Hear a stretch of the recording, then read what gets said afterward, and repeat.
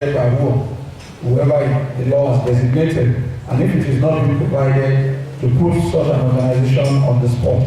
I think a forum like this typifies one example that can be cited. By bringing the ICPC chairman, and by your participating, a number of you were hearing for the first time that there are ICPC hotlines. And if the hotline don't work, you can always also make that a point of discourse. And just as the numbers were being read out on this side, myself and Professor Adekunle and the others were saying those numbers are going to be jammed in a minute. Because we know that a number of people here will try to make sure that the numbers at least work. And that's the way it should be. So, in terms of engagement, many of us have a role to play in order to engage. And the suggestion, as I said earlier on, about strengthening institutions, a number of those steps are already being taken. Final comment about prevention being better than cure. I think that point was made yesterday. The big dilemma is how do you deal with the diseases that have already afflicted. Because right now, it appears that the efforts to prevent is not even working at all because the malady has spread like a cancer and you don't know what to do. Indeed, one of the interesting suggestions that was being made from this side, which was not thrown out there by one of my colleagues, was that we should just grant some kind of amnesty for all offenders and say, okay, you know what, you have stolen this much money, can we have it back? Or whatever is left of it that we can trace, we collect it back. And we do a go and say no more kind of thing, and then give anti-corruption agencies a clean slate to start off. Because whether you like it or not, the present situation is overwhelming. ICPC and the FCC cannot deal with it. Except they are looking for magic. It's not possible. They have to pick and choose. And mind you, they are focusing both on grand corruption and petty corruption. And that's why in the publication that all of you have, we said that it is not as if EFCC is not achieving convictions. It is that it is not achieving convictions of the big fish. And the big fish are the big problem. So other countries have tried to deal with the situation by different measures. The conversation is not going to end here. So the big question is, what next? And where are we going from here? So I'm going to invite my colleague, Eze, who is going to give us an indication. As I said earlier on, this is not final because we still work in progress. But you have an idea of what are those steps that, what actions can be taken next before we then formally wind this up. Is it? Well, thank you. As you've heard, this is a final statement and plan of action which is yet to be finalized. So this is introduction. A two-day national summit on impunity in Nigeria was held on June 24 and 25, 2004 in Abuja. The conference, which was convened by the Stop Impunity Nigeria campaign, brought together over 280 state and non-state actors from different parts of the country to create a plan of action to curb impunity in Nigeria. Such action plan will be carried out in a transparent, consultative manner with civil society and other stakeholders, especially in the judiciary and legislature, which will have as one of its actions to give priority to the judiciary in carrying out speedy adjudication of cases of impunity.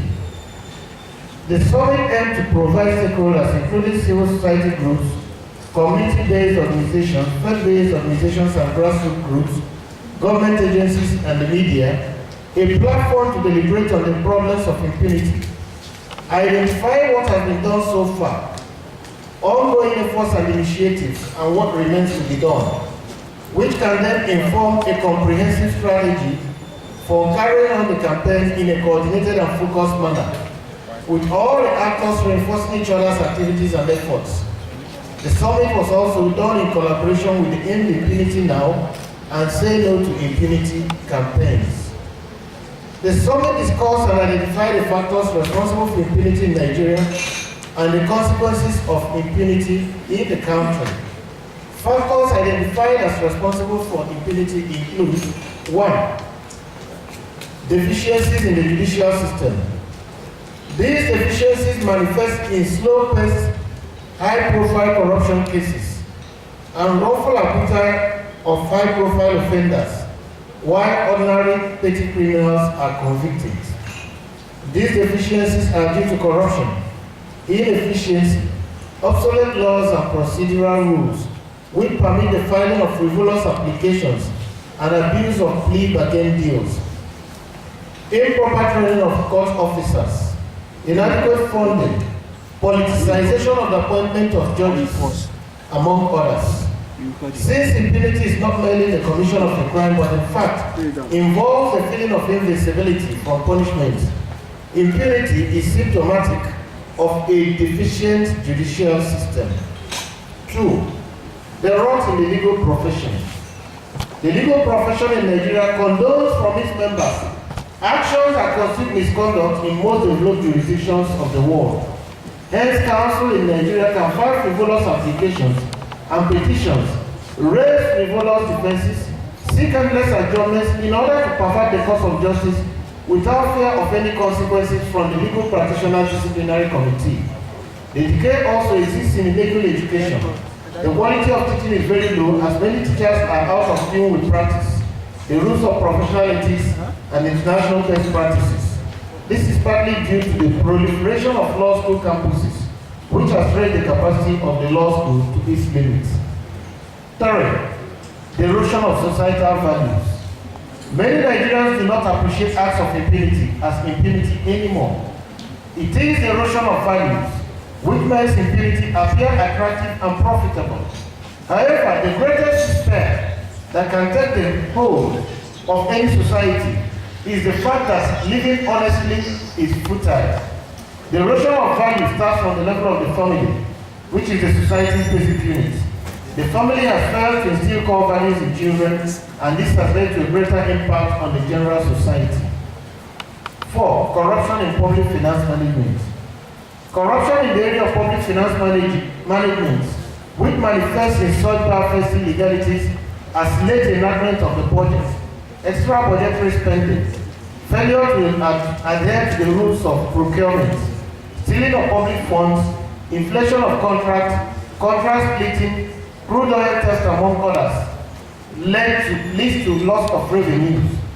It also serves as a disincentive for the citizens to pay tax.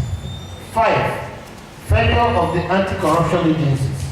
The EFCC, ICPC, Code of Conduct Tribunal, Code of Conduct Bureau, and other anti-corruption agencies have likely been unable to live up to their mandate to investigate, apprehend, and prosecute offenders.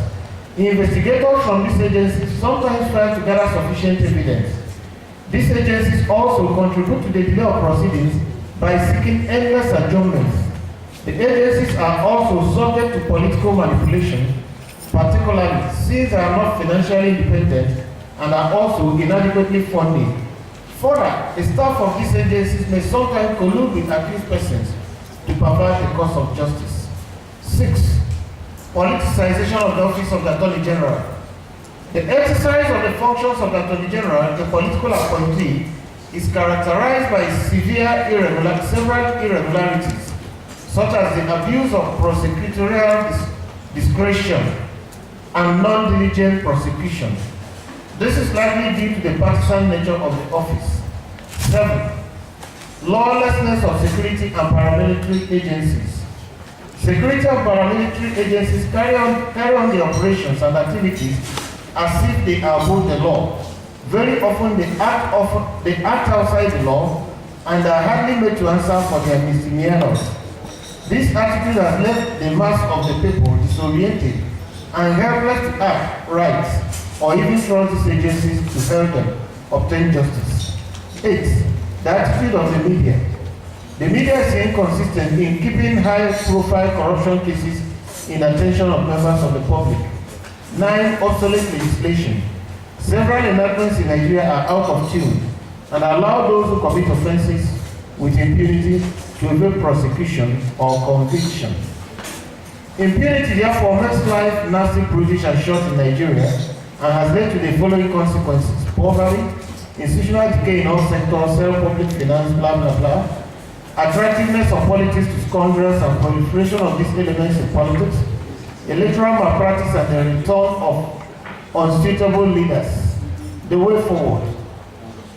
The summit agreed on the plan of action below as a way to eliminate the scourge of impunity in Nigeria. 1. Reform of the administration of criminal justice. This should be reformed in a way in order to ensure the speedy prosecution of corruption cases and eliminate impunity. Conditions of service of judges and court officials must be improved. Training of court officials should be conducted. Practice direction should be revised to ensure smooth and speedy administration of justice. Sentencing and plea bargaining guidelines should be set out. Judges should be provided with adequate security. Defiant judges should not merely be retired, they ought to be prosecuted.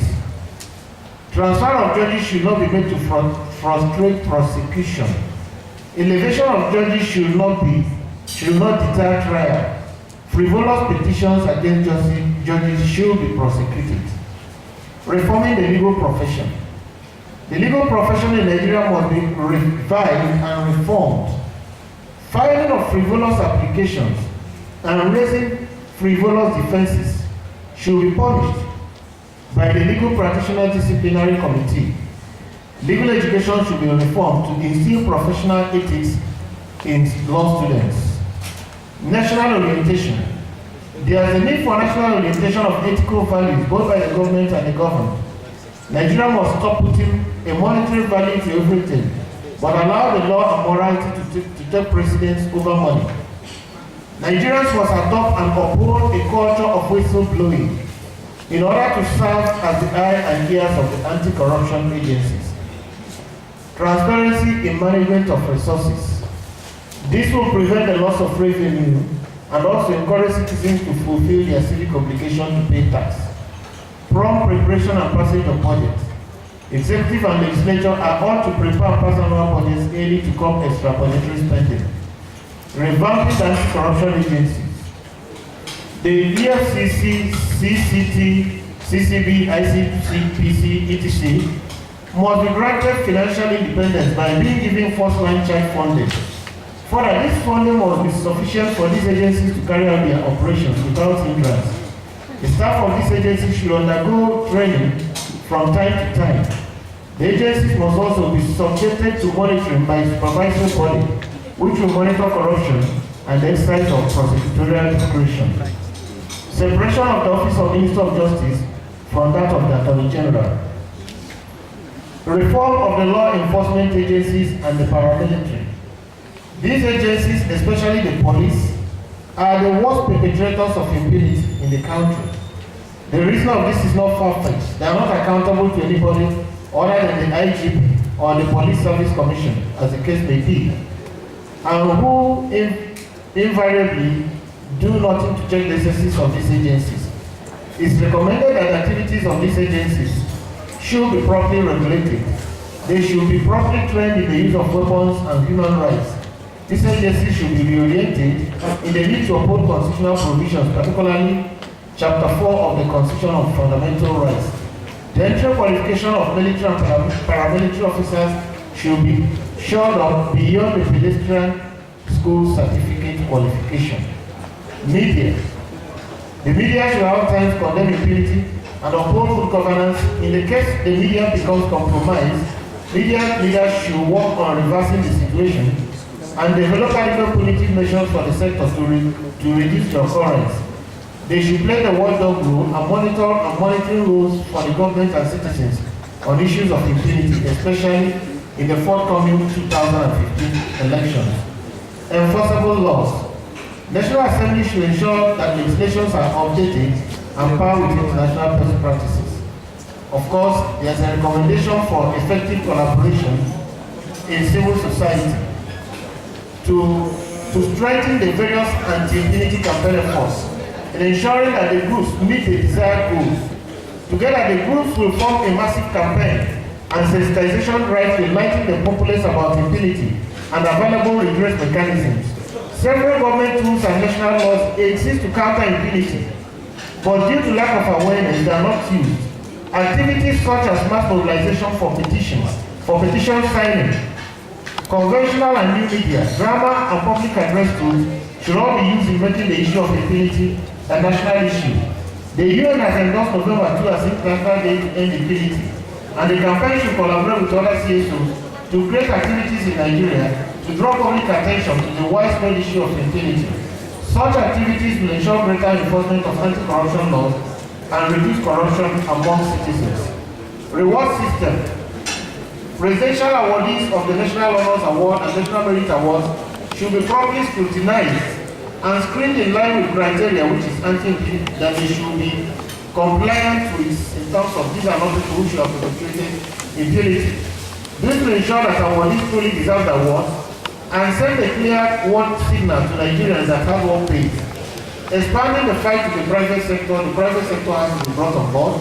Of course, electoral reform, that we are recommending the implementation of the Justice Wells panel report, the full implementation. Of course, using litigation, particularly public impact litigation, to fight impunity. Government on its own part must have a zero tolerance to impunity. It must emphasize its resolve to combat impunity by holding to account perpetrators of crimes.